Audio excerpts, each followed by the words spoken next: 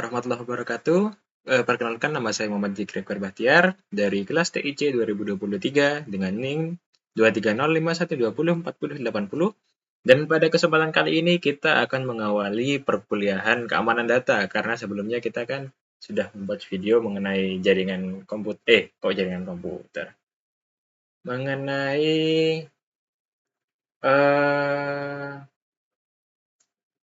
ya benar-benar jaringan komputer, sorry. Amnesia dikit. Nah, jadi pada kali ini kita akan membuat video yang mengawali dari mata kuliah keamanan data. Jadi pertama-tama kita akan langsung saja masuk ke materi penjelasan tentang apa itu keamanan data. Jadi di sini kan karena baru pertama kali, jadi kita akan mengenal terlebih dahulu apa itu keamanan data. Jadi keamanan data itu secara definisi adalah praktik melindungi sistem, jaringan, dan data dari serangan cyber menggunakan suatu teknologi, proses, dan kontrol untuk mengurangi resiko serangan cyber. Seperti yang kita tahu kan, ya pada era ini itu keamanan cyber merupakan hal yang sangat krusial ya, yang dimana serangan hacker itu sudah tidak semudah dulu gitu. Dan sekarang udah semakin lama itu semakin banyak pula hacker-hacker yang semakin canggih dalam membobol keamanan data dari data-data seperti perusahaan-perusahaan besar maupun instansi pemerintah, seperti yang kemarin ada pembobolan dari Kominfo yang sampai data backupnya tidak ada, hasil datanya dihilang, atau pencurian data BPJS sampai atau dihacknya Bank Syariah Indonesia. Jadi banyak ya kasus-kasus pembobolan pada sistem yang dilakukan oleh suatu pihak ataupun oknum itu yang sangat merugikan bagi negara maupun pribadi seseorang yang sedang menjadi korban dari serangan cyber tersebut. Jadi kita bisa lihat di sini tuh bahwa keamanan data itu juga merupakan salah satu poin yang perlu kita antisipasi dan poin yang perlu kita miliki gitu untuk menjaga keamanan kita, dan dimana hampir di era ini tuh serba teknologi, bahkan untuk pembayaran yang sederhana pun kita seringkali menggunakan teknologi seperti penggunaan pembayaran QRIS. Dan jika kita tidak bisa menjaga dari serangan-serangan cyber, kita bisa dapat dengan mudah kehilangan data kita yang alhasil akan sangat merugikan diri kita sendiri. Kita bisa langsung saja masuk. Untuk pada kesempatan kali ini, saya akan berfokus untuk membahas pada macam-macam dari bentuk keamanan data gitu. Jadi keamanan data itu bentuknya ada bermacam-macam. Ada yang menjaga dengan cara tunggu. Kita langsung masuk ke materi aja biar nanti sekalian jelaskan di dalam materinya. Kita bisa masuk langsung ke poin pertama. Jadi di poin pertama itu bisa yang mungkin umum ditemui lah, yaitu enkripsi end-to-end yang digunakan di WhatsApp. Jadi kalau kita sering teleponan atau sedang teleponan sama seseorang itu kan pasti ada tulisan ya, terinskripsi secara end-to-end. Nah, apa sih inskripsi secara end-to-end ini? Nah, jadi inskripsi itu adalah proses untuk mengubah data atau yang kita kirimkan lewat sinyal yang terhubung pada penerima. Misal, saya sedang teleponan dengan si B gitu. Nah, jadi data suara yang saya inputkan itu akan tersalurkan melalui sinyal menuju si B. Nah, jika kita tidak mengamankan data yang dikirimkan, otomatis ada kemungkinan ada pihak ketiga yang bisa mengupik pembicaraan kita. Jadi, data yang sedang dilewati melalui jaringan itu bisa saja seperti gampangnya diretas oleh seseorang, dan hingga seseorang itu bisa mendengar percakapan kita dan secara tidak langsung juga bisa mengambil data dari percakapan tersebut. Dan itu kan merupakan hal yang sangat krusial ya. Apalagi mungkin jika data yang kita bicarakan itu tidak penting, it's okay lah. Tapi jika seperti bos perusahaan semisal gitu yang sedang meeting menggunakan telepon WhatsApp atau telepon grup, itu kan harus dijaga keamanannya ya. Atau tidak data perusahaannya akan bocor keluar gitu. Nah, itulah fungsi dari inskripsi yang dimana data yang nanti dikirimkan itu akan diubah menjadi suatu kode. Kode ini yang disebut sebagai inskripsi. Jadi kode ini akan mengubah pesan yang dikirimkan menjadi kode acak yang tentunya sangat susah untuk dipecahkan arti dari kode-kode tersebut. Dan nantinya kode ini hanya dapat diterjemahkan oleh penerima. Jadi ketika kita misal berbicara aku gitu. Nah, nanti ketika di dalam jaringan, kata aku ini akan diubah menjadi kode yang nantinya jika sinyalnya sudah sampai kepada penerima, kode ini akan diterjemahkan kembali menjadi kata aku sehingga pendengar ini bisa mendengarkan percakapan yang sebenarnya gitu. Sedangkan jika ada orang yang ingin mencoba meretas atau terhubung dengan sinyal yang kita gunakan untuk berkomunikasi ini, hanya akan mendengar kode-kode tersebut atau hanya akan melihat kode-kode tersebut gitu, tidak sebagai bahasa yang sedang dikirimkan melalui sinyal suara.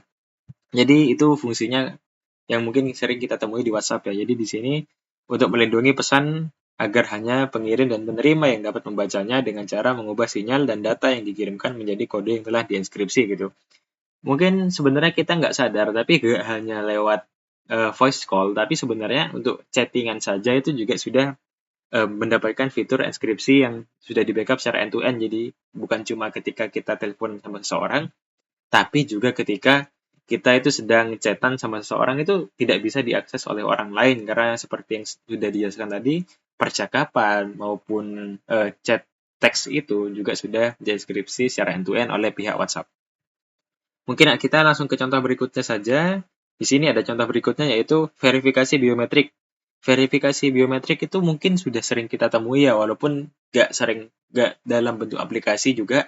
Seperti contohnya verifikasi ketika membuka handphone gitu, menggunakan verifikasi wajah ataupun verifikasi sidik jari. Nah, di sini berbeda dengan kalau yang pertama tadi yang WhatsApp itu kan yang menjaga keamanannya itu dari pihak WhatsApp-nya sendiri ya. Nah, kalau kalau dalam menggunakan verifikasi biometrik ini itu secara konteks itu yang menjaga keamanan itu adalah diri kita sendiri. Jadi bagaimana caranya biar ketika kita mau mengakses data, misal ini saya ambil contoh dari mungkin BCA ataupun BRI, M-Banking ya, M-Banking BCA, M-Banking BRI, itu kan ada verifikasi sidik jari terlebih dahulu ketika kita ingin mengakses aplikasi. Tentunya ini kan berfungsi agar tidak ada misal sembarang orang gitu mengambil HP kita atau ada orang yang mencuri handphone kita dan ketika handphonenya sedang diakses oleh si pencuri itu, dia ingin mengambil data dari aplikasi M-Banking kita gitu. Otomatis kan jika menggunakan keamanan sidik jari, si pencuri ini kan tidak bisa mengakses data dan ataupun mengambil memanipulasi keuangan yang ada dalam mobile banking kita. Jadi fungsinya verifikasi biometrik ini bukan lebih ke menangkal resiko secara real life gitu, real time. Jadi bukan menangkal resiko secara cyber. Berbeda dengan yang tadi kan ketika yang WhatsApp itu kita ingin menangkal serangan yang orang itu masuk meretas ke dalam sinyal kita. Kalau yang secara biometrik itu kita ingin menangkal resiko dari orang yang ingin mengakses handphone kita secara real life gitu. Seperti contoh lainnya itu bukan hanya digunakan di mobile banking, tapi juga bisa kita temui ketika kita mungkin menggunakan Shopee atau Tokopedia. Ketika kita menggunakan Shopee atau Tokopedia tentunya ada fitur untuk menambahkan verifikasi biometrik ketika kita ingin melakukan suatu transaksi gitu. Nah, jadi ini juga berguna ketika seperti contohnya ketika kita ingin membeli sesuatu melalui online shop inilah. Nah, ketika kita ingin melakukan check out dan pembayaran, tentunya kita diminta untuk menginputkan kode PIN ataupun sidik jari. Nah, sidik jari ini yang berguna untuk melindungi akun kita dan data kita agar tidak disalahgunakan oleh orang-orang yang ingin merugikan kita gitu dan juga bisa melindungi kita apabila contoh akun kita dihack. Dan ketika akun kita dihack itu kan orang bisa mengakses akun Shopee, mungkin akun Tokopedia, akun Lazada yang terhubung dengan akun yang dihack tersebut. Dah, ketika orang itu sudah mengakses akun kita tentunya ada resiko untuk orang itu menyalahgunakan seperti contohnya mengambil pinjaman sebanyak mungkin melalui Shopee pinjam gitu. Nah, jika kita menggunakan verifikasi biometrik maupun seperti sidik jari ataupun verifikasi wajah, tentunya orang ini kan tidak bisa mengambil data yang kita punya atau data yang kita miliki karena hanya ketika ingin mengakses data itu hanya dispesifikkan atau dikhususkan kepada pengguna yang memiliki sidik jari yang sama maupun wajah yang sama gitu. Jadi ini fungsinya kenapa kita memerlukan verifikasi biometrik dalam aplikasi-aplikasi yang sering kita gunakan gitu. Mungkin kita bisa next ke contoh yang berikutnya itu ada privacy sandbox. Nah, privacy sandbox ini mungkin beberapa handphone itu sudah memiliki privacy sandbox sendiri Contohnya kayak Xiaomi, ketika kita ingin menginstal sesuatu, itu sesuatu yang konteksnya, oh enggak sih, kalau biasanya Xiaomi itu mau aplikasi apapun kan dari Play Store ataupun dari Chrome ataupun dari luar selain itu, tentunya akan dilakukan cek keamanan terlebih dahulu. Nah, untuk aplikasi, ini Google Play sebenarnya punya privacy yang namanya sandbox. Nah, sandbox itu apa? Sandbox itu seperti kotak pasir yang fungsinya itu untuk apa ya, menampung ataupun membatasi aplikasi-aplikasi yang diinstal agar tidak mengambil ataupun memiliki akses untuk memiliki akses untuk mengambil data di luar kotak pasir tersebut. Untuk secara gambarannya mungkin seperti itu. Nah, secara penerapan, jadi kotak pasir ini tujuannya untuk melindungi agar aplikasi yang diinstal ini tidak akan memiliki resiko kepada sistem dari device kita masing-masing. Jadi, jika kita semisal memiliki aplikasi yang diinstal dari luar Google Play, nantinya itu akan dicek oleh otomatis ketika kita ingin menginstal itu ada pengecekan dari Google Play yang tersendiri, apakah aplikasi ini aman atau tidak. Tentunya kita kan sudah sering ya menemui penerapan ini yang dilakukan oleh Google Play Store gitu ya. Jadi ketika nantinya kita ingin melakukan instalasi, nanti dari pihak Google Play itu akan dicek agar apakah aplikasi ini memiliki izin untuk mengakses data-data penting kita gitu. Nah, dan jika semisal aplikasi ini memiliki izin, nanti sandbox ini atau kotak pasir ini akan membatasi agar aplikasi tersebut tidak mengambil izin yang di luar dari miliknya gitu. Jadi Play Store ini akan membatasi agar aplikasi tersebut tidak mengambil data kita yang di luar dari izin yang dibolehkan. Dan juga misal kita menginstal suatu aplikasi yang memiliki virus contohnya lah ya. Nah, jadi kalau misal ada aplikasi yang memiliki virus, tujuannya diberikan sandbox juga agar membatasi agar virus tersebut tidak bahasanya menginfeksi atau merusak sistem-sistem yang di luar dari kotak pasir ini. Jadinya yang akan terdampak hanya sekitaran kotak pasir, tidak hingga di luar dari kotak pasir tersebut. Jadi fungsi utama dari sandbox itu ada di sini ya.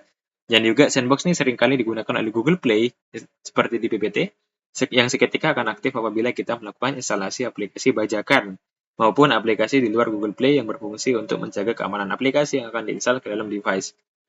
Selain Google Play, sebenarnya ada contohnya lagi seperti yang digunakan oleh Chrome.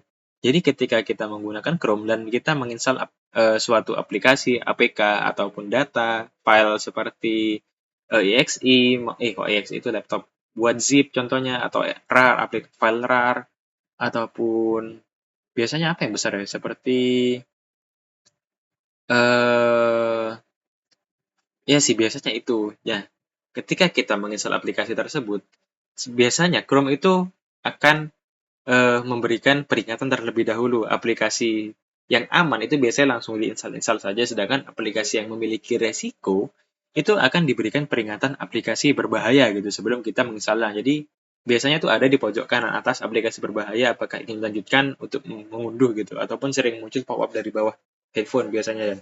Nah, jadi tujuannya ini tuh buat melindungi ataupun memberikan verifikasi terlebih dahulu bagi pengguna agar pengguna tuh bisa eh, konteksnya agar tidak asal menginstal sesuatu. Soalnya kan kadang ada ya website-website trap yang dimana ketika kita menekan hal yang sebenarnya itu bukan tujuannya untuk menginstal, tiba-tiba dari sistemnya itu akan melakukan instalasi aplikasi sendiri yang dimana bukan kehendak kita untuk melakukan instalasi tersebut gitu.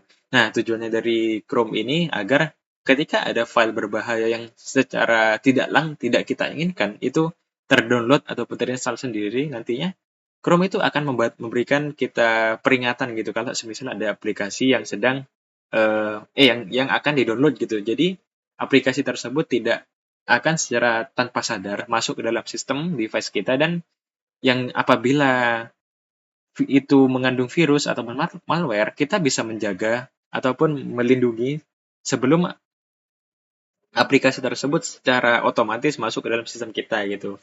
Jadi fungsinya itu sebenarnya ada banyak ya, dan penerapannya juga sangat banyak sekali, tergantung bagaimana kita menerapkannya dan bagaimana kita menggunakannya gitu.